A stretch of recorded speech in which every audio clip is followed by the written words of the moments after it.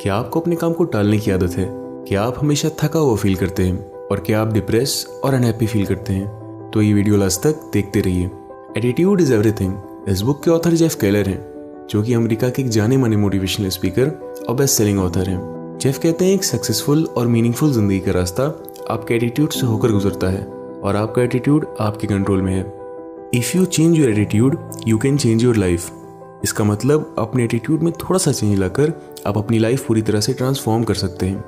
तो आइए इसे एक बेहतर एग्जाम्पल से समझते हैं। एटीट्यूड मतलब आपको दुनिया को देखने का नजरिया। जहाँ कुछ लोग लाइफ को एक पॉजिटिव एटीट्यूड से देखते हैं, फिर चाहे सिचुएशन कितनी भी खराब हो वो उसमें कुछ ना कुछ पॉजिटिव ढूंढ ही लेते हैं। वहीं इसके बिल्कुल अपोजिट कुछ लोग लाइफ को एक नेगेटिव एटीट्यूड से देखते हैं, फिर चाहे उन्हें दुनिया भर की सारी खुशियाँ और ब्लेसिंग्स दे दो वो उसमें भी कुछ ना कुछ नेगेटिव ढूंढ ही लेंगे। एग्जाम्पल, राम और श्याम दो दोस्त थे।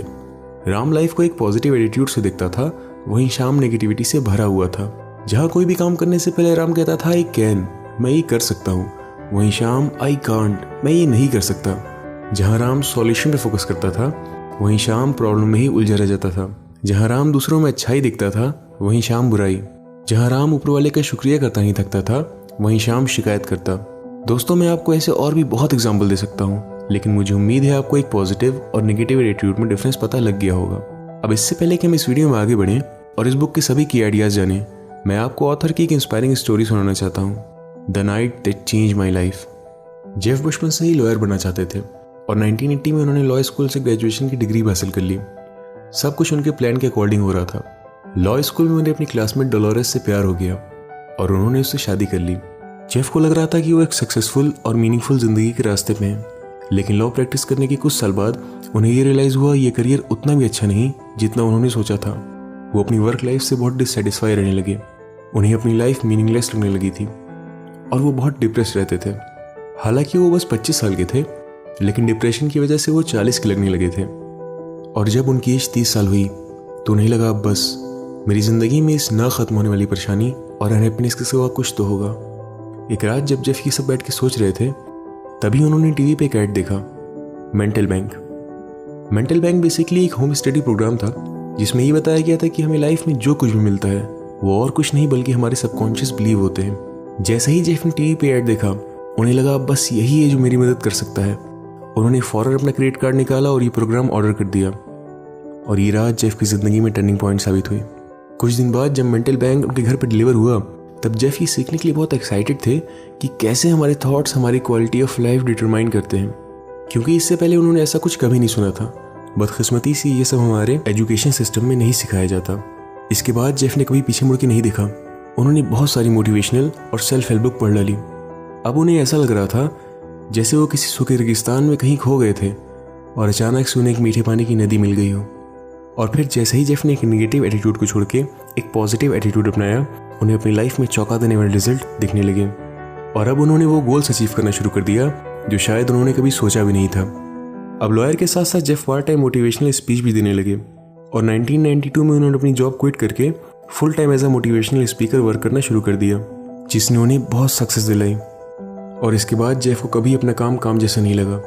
वो जब भी अपनी स्पीच की तैयारी करते या कोई मोटिवेशनल आर्टिकल लिखते तो उन्हें ऐसा लगता जैसे वो यही करने के लिए बने हैं। जेफ की लाइफ में इतना बड़ा चेंज कभी नहीं आता अगर वो एटीट्यूड की पावर को नहीं समझते।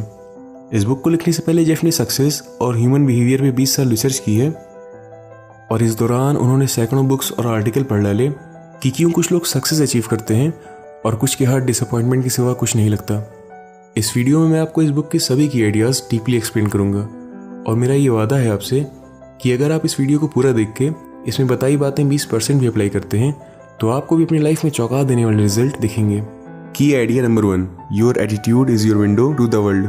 हम सभी अपनी जिंदगी की शुरुआत एक क्लीन मेंटल विंडो से करते हैं। एग्जाम्पल, एक बच्चा जब भी चलना सीखता है और वो गिर जाता है तब वो क्या करता है?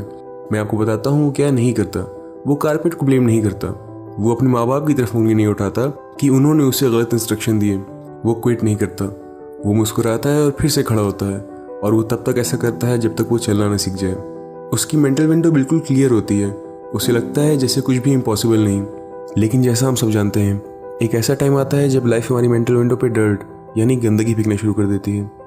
हमारी मेंटल विंडो गंदी होने लगती है जब हमें कुछ कम नंबर लाने की वजह से क्रिटिसाइज किया जाता है।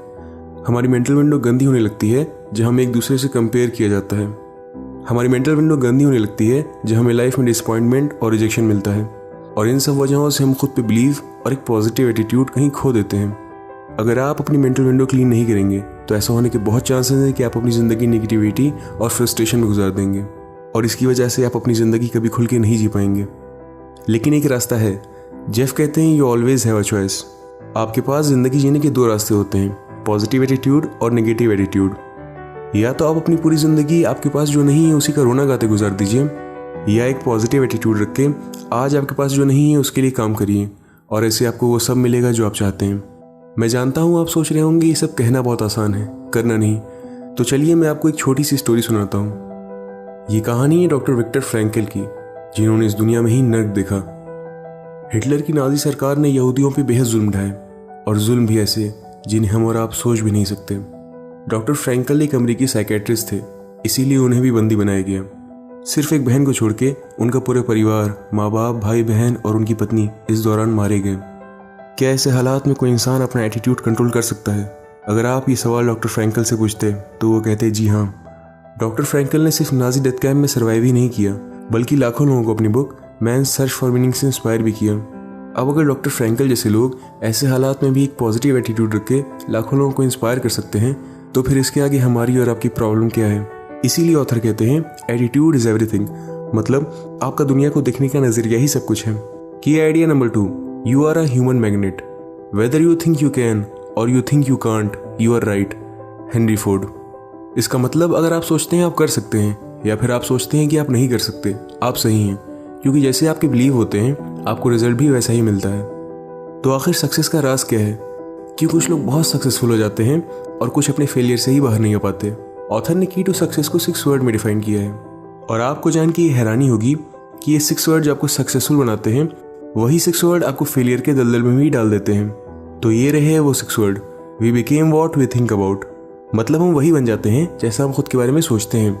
अगर आप अपने किसी गोल के बारे में लगातार सोचते हैं तो ऐसा होने के बहुत चांसेस हैं कि आप उसे अचीव करने के लिए कदम आगे बढ़ाएंगे। मान लीजिए एक आदमी है जिसका नाम फ्रेड है। फ्रेड सोचता है कि वो हर साल $30,000 कमा सकता है, तो वो एक ह्यूमन मैग्नेट की तरह उन सारी अपॉर्चुनिटीज़ और रास्तों को ढूंढ लेगा जिससे वो $30,000 कमा सके। अब क्या हो अगर फ्रेड सोचे उसे अपनी फैमिली नीड्स पूरी करने के लिए $50,000 कमाना चाहिए? क्या वो $50,000 कमा पाएगा? ये डिपेंड करता है कि फ्रेड को खुद पे कितना भरोसा है। ऐसा होने के बहुत चांसेस हैं कि फ्रेड $50,000 कमा सकता है, लेकिन अगर उसे खुद पे इतना भरोसा नहीं होगा कि वो कमा सकता है तो वो कभी नहीं कमा पाएगा। इसके बजाय अगर फ्रेड खुद पे भरोसा करे और ये सोचे कि उसके लिए कुछ भी इम्पॉसिबल नहीं, तो वो एक ना एक दिन $50,000 ज़रूर कमा लेगा। एक रिसर्च के दौरान अर्ल नाइटिंगेल, जो कि ग्रेट सक्सेस राइटर थे, उन्होंने ये पाया कि दुनिया भर के सभी महान राइटर, फिलोसोफर और रिलीजियस लीडर इस बात पे एग्री करते हैं कि हमारे थॉट्स ही हमारे एक्शन डिटरमाइन करते हैं। मतलब अगर आप खुद पे भरोसा और एक ऐसा माइंडसेट रखिए कि आपके लिए कुछ भी इम्पॉसिबल नहीं, तो सच में आपके लिए कुछ भी इम्पॉसिबल नहीं। Attitude versus action. मैंने अभी तक इस वीडियो में एटीट्यूड, थिंकिंग और बिलीफ के बारे में बहुत बातें की हैं, और आप कहीं ना कहीं ज़रूर सोच रहे होंगे कि भाई एक्शन कहाँ है, क्योंकि जब तक हम एक्शन नहीं लेंगे हम अपने कोई भी गोल अचीव नहीं कर सकते। लेकिन आपको ये बात याद रखनी होगी कि हमारे थॉट्स ही हमारे एक्शन डिटरमाइन करते हैं। मतलब अगर आप अपने सफ़र की शुरुआत ही एक नेगेटिव एटीट्यूड, एक नेगेटिव थिंकिंग से करेंगे, तो फिर आप बस वहीं तक आगे बढ़ पाएंगे जहाँ तक आपके रास्ते में कोई फेलियर नहीं आता। इसके बजाय अगर आप अपनी शुरुआत एक पॉजिटिव एटीट्यूड, एक पॉजिटिव थिंकिंग से करेंगे, तो फिर आपके रास्ते में कितने भी फेलियर आएँ वो आपका कुछ बिगाड़ नहीं सकते। क्योंकि दोस्तों, फेलियर बस एक स्पीड ब्रेकर की तरह होता है जो हमारे सपनों के रास्ते में आके हमें टेस्ट करता है। और अगर हमारा एक पॉजिटिव एटीट्यूड नहीं होगा तो यही स्पीड ब्रेकर हमें पहाड़ जैसा लगने लगेगा और हम इसे क्रॉस करने के बजाय वहीं क्विट कर देंगे। इसीलिए जब भी अपनी लाइफ में आप कुछ नया स्टार्ट करिए तो ये बात याद रखिएगा कि फेलियर बस हमें टेस्ट करने के लिए और ये देखने के लिए आता है कि हमें अपने सपनों को पाने की कितनी चाहत है। तो आखिर हम अपनी थिंकिंग कैसे बदल सकते हैं जिससे हमारी लाइफ मेंटली, फिजिकली और फाइनेंशियली पीसफुल हो। ऑथर ने इन 2 सिंपल स्टेप में हमें बताया है कि हम अपनी थिंकिंग कैसे और भी ज़्यादा पॉजिटिव करके वो सब हासिल कर सकते हैं जो हम चाहते हैं। स्टेप 1, रोज़ सुबह 15 से 30 मिनट कोई पॉजिटिव आर्टिकल या बुक पढ़ना शुरू करिए। फिर चाहे वो सक्सेसफुल लोगों की बायोग्राफीज हो, सेल्फ हेल्प बुक हो या कोई स्पिरिचुअल बुक, ये आप पे डिपेंड करता है कि आप क्या पढ़ना चाहते हैं। और इसका फ़ायदा ये होगा कि जब आप अपने दिन की शुरुआत एक सही माइंडसेट से करेंगे तो फिर आपका पूरा दिन पॉजिटिविटी से भरा हुआ जाएगा। स्टेप 2, रोज़ कोई मोटिवेशनल वीडियो या ऑडियो प्रोग्राम सुनना शुरू करिए। अब यहाँ मोटिवेशन से मेरा मतलब ये नहीं है कि आप दिन भर कोई भी वीडियो उठा के लगे रहिए। जैसे मैं आपको खुद का एग्जांपल देता हूँ, मैं रोज़ 10 से 15 मिनट कोई ऐसी वीडियो या पॉडकास्ट सुनता हूँ जिससे मेरी अंडरस्टैंडिंग बढ़े। और ऑथर भी यही कहते हैं, हम जब भी कोई मैसेज अपने माइंड तक बार बार पहुँचाते हैं तो हमारी थिंकिंग और माइंडसेट भी वैसा ही हो जाता है। तो दोस्तों, ये थे वो 2 स्टेप जो आपकी मेंटल हेल्थ के लिए बहुत ज़रूरी हैं। आगे बढ़ने से पहले मैं ये बात क्लियर कर देना चाहता हूँ कि पॉजिटिव थिंकिंग मतलब ये नहीं है कि आपके सारे सपने रातों रात पूरे हो जाएंगे। सक्सेसफुल होने के लिए आपको मेहनत तो करनी ही होगी, साथ ही साथ सब्र भी रखना होगा। और दूसरी बात, पॉजिटिव थिंकिंग मतलब ये भी नहीं है कि आपके रास्ते में कोई परेशानियां नहीं आएंगी। मेरा यकीन मानिए, आपका सफ़र आसान नहीं होगा, लेकिन अगर आपको खुद पे भरोसा और अपने सपनों को पाने की चाहत होगी तो मेरे भाई, इस दुनिया की कोई भी पावर तुम्हें रोक नहीं सकती। की idea number 3, turn your problem into opportunities. हमारी लाइफ में जब भी प्रॉब्लम या सेटबैक्स आते हैं तब हमारा रिएक्शन कैसा होता है? हम सभी की तरह कंप्लेन करते हैं, ये मेरे साथ ही क्यों हुआ, अब मैं क्या करूँगा। और ये एक नॉर्मल सी बात है जो आपने खुद से कभी ना कभी ज़रूर बोली होगी। लेकिन ऑथर कहते हैं you always have a choice. या तो आप प्रॉब्लम में ही उलझे रह जाइए और इसका बस नेगेटिव साइड ही देखिए, या फिर आप इस बात का फ़ायदा उठाइए और ये देखिए कि ये प्रॉब्लम आपको क्या सिखाना चाह रही है। एग्जाम्पल, ऑथर कभी पर्सनल डेवलपमेंट या मोटिवेशनल स्पीकर बनने में इंटरेस्टेड नहीं थे जब तक उन्हें अपने लॉ करियर में डिससेटिस्फैक्शन नहीं मिला। जेफ कहते हैं, मुझे अब रियलाइज़ होता है कि अगर मैं एज अ लॉयर फेल नहीं होता तो शायद मैं वो कभी नहीं कर पाता जिसके लिए मैं बना था। क्या आपकी लाइफ में कभी कोई ऐसी प्रॉब्लम आई है जिसे देख आप बहुत परेशान हुए हो, लेकिन कुछ टाइम बाद आपको ये रियलाइज़ हुआ हो कि वो प्रॉब्लम नहीं बल्कि एक ब्लेसिंग थी? एग्जाम्पल, वॉल्ट डिज्नी, जो डिज्नी कंपनी के फाउंडर और मिकी माउस क्रिएटर थे, वो पहले एक न्यूज़पेपर में एज अ कार्टूनिस्ट काम करते थे और उन्हें वहाँ से ये कह के निकाल दिया गया कि उनमें लैक ऑफ इमेजिनेशन और आइडियाज़ की कमी है। अब अगर वॉल्ट डिज्नी को उस दिन न्यूज़पेपर कंपनी से नहीं निकाला जाता तो शायद वो 22 ऑस्कर विनर कार्टून सीरीज़ कभी नहीं बना पाते। तो दोस्तों, अब आपकी लाइफ में जब भी कोई प्रॉब्लम आए तो उस वक्त नेगेटिविटी के जाल में फंसने के बजाय आप ये देखिए कि आप उसे कैसे ओवरकम कर सकते हैं, उससे क्या सीख सकते हैं। और अगर आपने अपना एक ऐसा एटीट्यूड बना लिया तो फिर आपको सक्सेस अचीव करने से कोई रोक नहीं सकता। तो दोस्तों, ये था एटीट्यूड इज़ एवरीथिंग का पार्ट 1। मुझे उम्मीद है ये वीडियो आपको पसंद आई होगी, और अगर आप पार्ट 2 मिस नहीं करना चाहते तो इस वीडियो को लाइक करके सब्सक्राइब करना मत भूलिएगा। धन्यवाद।